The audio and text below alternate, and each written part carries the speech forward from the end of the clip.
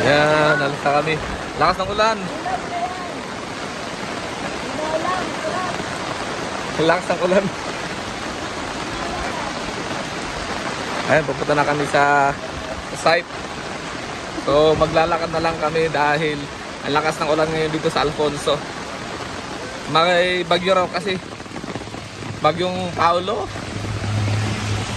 Ayan o, dalawa o, may payong na rin o. Ayan o. Yan o, lakas ng agos ng tubig dito sa kalsada o. Grabe. Lakas ng ulan, aga-aga.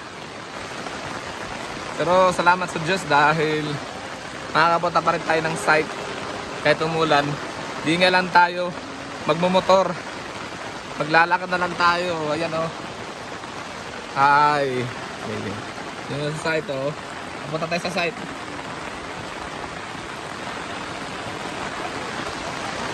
Yan guys.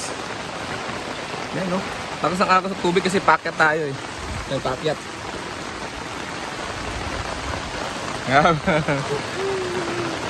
Bigla na lang lumakas ang ulan kaninang umaga.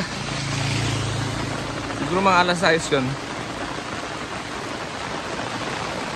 Ang dalawa, bit-bit nila yung gamit nila. Takwit. Bit-bit nila. Hindi kami mapakapag-motor. Maglalakad kami ng mga 15 minutes papuntang site.